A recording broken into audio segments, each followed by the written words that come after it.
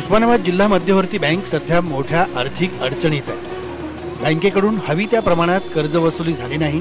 त्यातच बँकेनं नवा अजब फतवा काढल्यानं शेतकऱ्यांमध्ये खळबळ माजली। बँकेची कर्ज वसुली झाली नसल्यानं ठेवीदारांना पैसे देणं बँकेला शक्य नाही।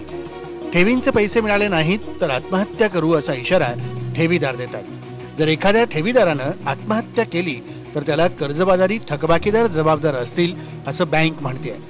विशेष म्हणजे कर्ज वसुलीसाठी कर्ज थकबाकीदाराच्या दारासमोर बँड लावून घंटानाद केला जाईल अशी नोटीसही बँकेनं पाठवली आहे। खरं तर तुळजाभवानी साखर कारखाना आणि तेरणा साखर कारखान्याकडे बँकेची 200 कोटी रुपयांची कर्ज थकीत आहे। ते बँक वसूल का करत नाही असा सवालही विचारला जातोय। जे मोठे थकबाकीदार आहेत, ज्यांच्याकडे 200-500 कोटी रुपये आहेत, त्यांची प्रथम वसुली करा आणि नंतर तुम्ही शेतकऱ्याकडे जा।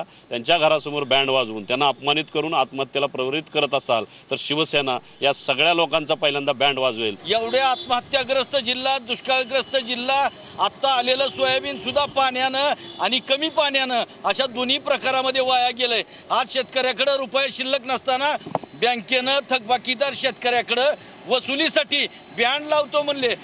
हरिदास आणि हनुमंत कोळगे हे पितापुत्र बँकेत ठेवी रूपात ठेवलेल्या 1.5 लाख रुपयांसाठी बँकेचे दरवाजे झिजवत आहेत। मोठ्या कष्टानं त्यांनी 8 वर्षांपासून मुलीच्या लग्नासाठी बँकेत पैसे जमा केले होते।